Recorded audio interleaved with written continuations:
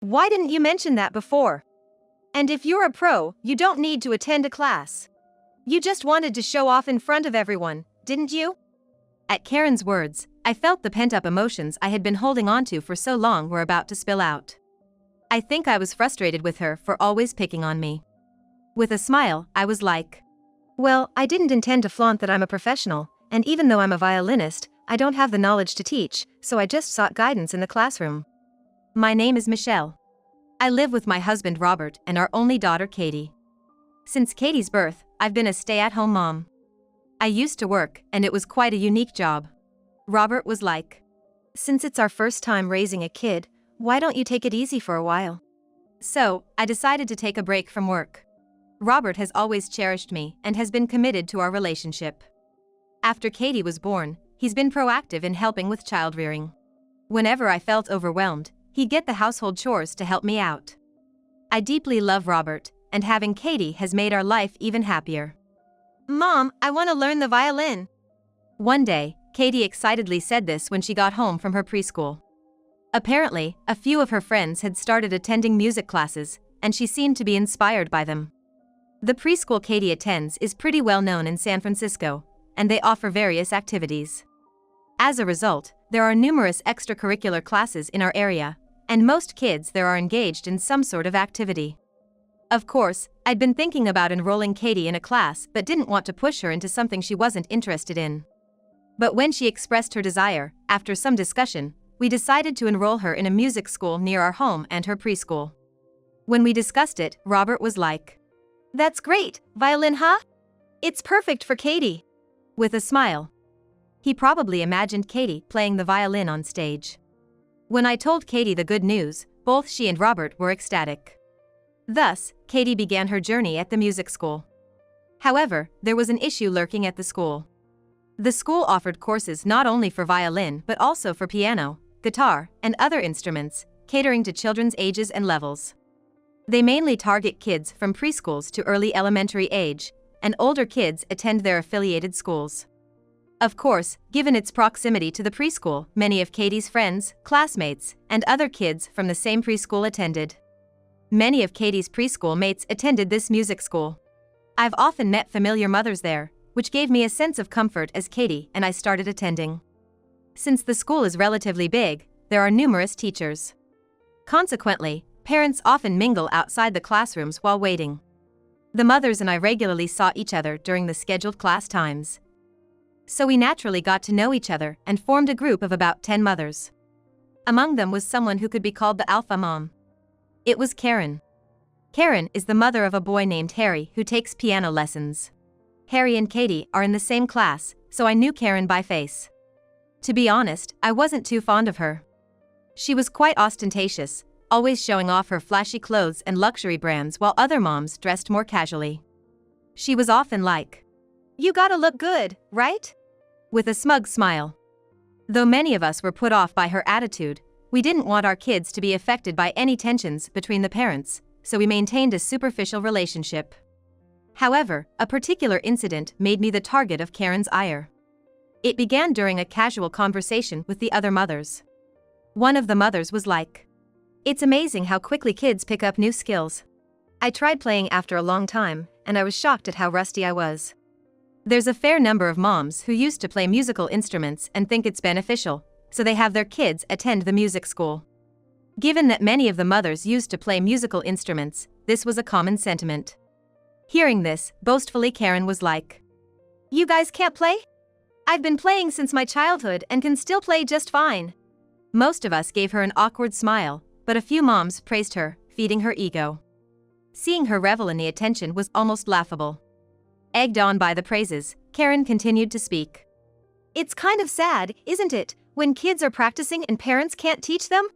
I think they'd improve more not just in the classroom, but if parents closely watch during practice, don't you think?" While there's some truth to that, I didn't understand why she was boasting about it. I always believed that kids progress by working hard and enjoying the process. What's the point of parents bragging about playing an instrument? With these thoughts, I looked at her. She was like, "What about you all?" And everyone responded. Maybe they didn't want to upset her, and most people were modest and they were like, I played a bit back in the day. I wasn't sure how to respond. Seeing my hesitation, Karen started targeting me with a smirk. How about you, Michelle? Well. Caught off guard, I couldn't answer properly. Seeing this, Karen sneered even more. Well, it seems like you can't play, can you? Violin might need more skill than piano, but if you can't play the piano, there's no way you can play the violin. I almost sighed at her condescending attitude. I never said I couldn't play, but she seemed to have made up her mind. Nobody else challenged her loud laughter. No one wanted to become her next target. The thing is, I can actually play the violin and, while I'm at it, the piano too. I started taking violin lessons after watching a music show with both instruments.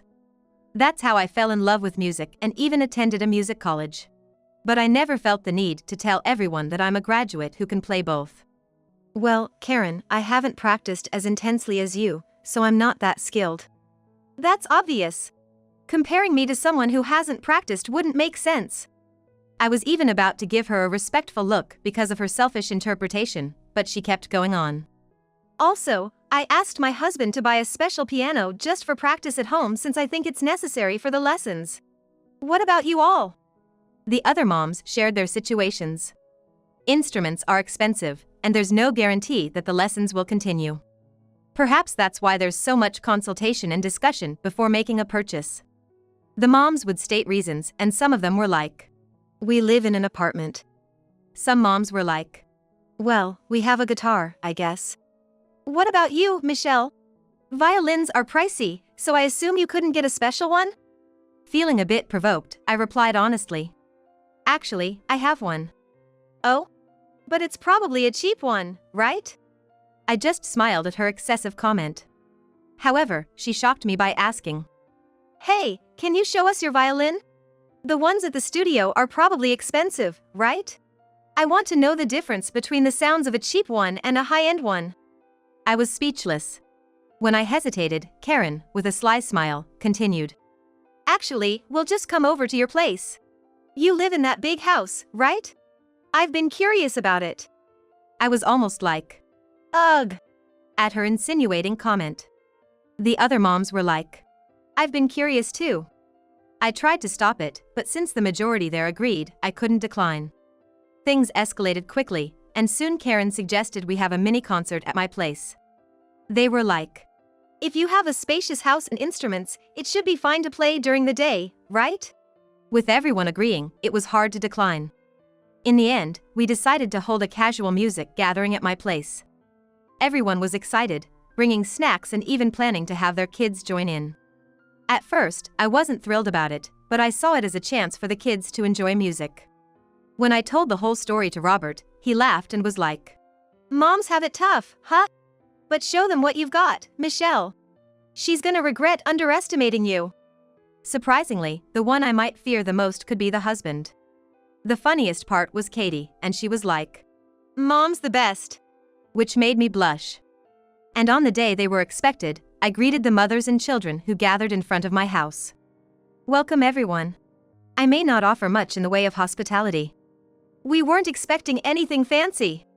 Although Karen always had a tendency to be critical, the other moms seemed a bit surprised and addressed me. Your house is quite impressive, Michelle. Really, the design is wonderful. Thank you. Perhaps finding this amusing, Karen audibly huffed and turned away. I truly wondered who the real child was here. As I guided them into one of the rooms, everyone's expressions changed. That's a huge piano. Just like the ones in the music schools. Before the moms could say anything, the children burst out in excitement. Their eyes shining brightly as they gazed at the grand piano in the room. The room I showed them was soundproofed and spacious, with a grand piano placed inside. This space was designed when we moved in here. Robert was like, Michelle should definitely have a place to relax and play music. I remember shedding tears of joy when I was surprised by this. The piano itself was a gift from Robert's father when the house was being built. Given that my father-in-law was in the music business, he seemed pleased to offer it. Although initially, I felt it was too grand a gift and I was like, I truly don't deserve this. But he was like, all I wish is for you to make beautiful music here. It'll be wonderful if it can serve its purpose when we have grandchildren. Your piano is huge, Katie. For someone not majoring in piano, it's impressive. Seriously, my house just has a much smaller piano. Listening to the words of the children and Harry, Karen had a look of envy. By smaller piano, she probably meant an upright or digital one. I thought that was enough, but maybe her pride just couldn't accept it. Wait, there are smaller pianos than this? Katie, during her violin practice, always used a grand piano in the classroom. She probably had never seen any other kind of piano. Of course, she must have encountered digital pianos in places like preschool, but she might see them as different. But having such a big piano is meaningless if you can't play it, and Katie, you're in violin, right? What a waste. Anyway, let's put this piano to good use. Thus began the music session initiated by Karen. Those in the guitar class mostly brought their own, and they were like, well, there are cheaper ones out there. For the violin class, not many had their own, but since I had one for practice, I lent it out. The moms showcased what could be considered the fruits of their practice. Songs like Twinkle, Twinkle, Little Star and Edipurka echoed, played with all the hard work from amateurs to those with experience. The kids, however, seemed less interested, diving into the snacks that were brought and beginning to play. Then, it was Karen's turn. She took a seat at the piano, took a deliberately deep breath, and placed her hands on the keys. The other moms knew they had to pay close attention to her performance, knowing the potential fallout later if they didn't. And the piano slowly came to life. Upon hearing the notes, including myself, the moms frowned a bit. For someone who bragged so much about her skills, Karen's playing honestly wasn't that great and felt somewhat disjointed. Frankly, some of the other moms probably played the piano better. The classical piece she chose also sounded rather crude because it didn't match her skill level. Even the children were like, "That's a strange piece, isn't it?" As Karen finished her piece, we all clapped and were like, "That was amazing." With a smug look, she was like, "I guess I'm just not used to this piano. I couldn't play as well as I usually do." I found that hard to believe since the piano's keys moved so smoothly. The thought crossed my mind, but I just clapped without saying a word. Finally, it was my turn. With a triumphant smirk, Karen was like, "Now it's your turn, Michelle." She still thought I wasn't able to play well, perhaps contemplating how to criticize my performance. First off, with such a pristine environment and the presence of a grand piano and violin, I wondered how one could think that I couldn't play at all. With that thought, I fetched a case from the storage inside the soundproof room. Everyone looked on with curiosity, and I took a violin out of it. "Oh, that violin is..." "Oh, yeah, I just thought I'd be more comfortable with this one." The moms were surprised by my words and couldn't respond. Leaving that be, I began to prepare mentally. What should I play? Honestly, I felt bad for the kids and wanted them to have a good time. As I was thinking this, little Katie approached. She seemed to have noticed that I was getting ready to play the violin. "Mom, can you play the one you always play for me?" "Oh, gotcha." Honoring Katie's request, I began to slowly draw my bow across the violin strings. The piece Katie was referring to was the theme song of a kids' TV show that airs on Sundays. I started playing it slowly, but as the chorus approached, I picked up the pace. The kids seemed to recognize the tune and started expressing their amazement. They were like, "Wow, that's amazing." I played with enthusiasm, transitioning into a medley of other familiar songs from children's shows. The violin might lack the grandeur of a piano, but I added more pieces to make sure it wasn't too plain. The children clapped along. After about 10 minutes of performance, I began the outro. As I set the violin down, the kids rushed over and were like, "That was amazing. How can you play so many songs? I want to play too." The moms gathered around and were like, "That was truly spectacular. I'm in awe." Praised my skills. Chuckling, I was like, "Thank you." Harry was like, "Hey, why is Katie's mom so skilled? You're like a pro." And the other moms nodded in agreement. At that, Katie blurted out, "Well, my mom is a pro." "Huh? What do you mean by pro?" The room was filled with astonishment. "Wait, Michelle, you're a professional violinist?" "Oh, yeah, technically. I've taken a break from performing because of childrearing. I used to be active as a violinist." Karen, cutting off the compliments from the other moms and kids, burst out, Why didn't you say that earlier? If you're a pro, there's no need for you to attend classes. You just wanted to show off and steal the spotlight, didn't you? Karen's words made me feel a rush of emotions that I had been holding up until that time. I had always been annoyed by her baseless accusations. I didn't want to flaunt the fact that I'm a pro. And while I am a violinist, I don't have the expertise to teach, which is why I sought guidance at the music school. So, you've been a housewife while claiming to be so busy? Don't you have time? Like I said earlier, I've taken a break from concerts for a while to focus on raising my child. Plus, I managed to practice well at home. Karen had nothing to say in response. The other moms began to discuss and they were like, "That performance was really something else. None of us could compare." Feeling left out, Karen remained silent for the rest of the gathering. In the end, after a lively discussion with the moms, we called it a day. Karen glared at me resentfully. But considering she orchestrated this, it was all her doing. Having cleared up the misunderstandings, I felt more at ease chatting with the other moms at the preschool and the music school. It was a positive change brought about by this event. Karen stopped bothering me after that. I thought the matter was settled until I heard a shocking story later on. Karen had apparently vented to her husband about the day's events. She was like, "She flaunted her skills just to embarrass me." But her husband retorted angrily and was like, "It's because you're always so superficial. You're probably the one at fault." Karen seemed to try to make an excuse, but Harry was like, "Mom, please stop, it's embarrassing." One day at the preschool, Harry was like, "All my mom has is pride." Because of that, it seemed to have gotten out about this story. People were already fed up with Karen's high level of pride, and she was reportedly given an ultimatum that if she continues to be a nuisance, they might get divorced. Karen, who was truly heartbroken, became surprisingly quiet after that. She stopped trying to one-up others in class and would just nod at me and move along. I felt a bit relieved to finally have some peaceful days. I was always on edge in the classroom because Karen was there. Seeing her so humbled, I realized that even someone with immense pride can change. "Mom, I was praised today."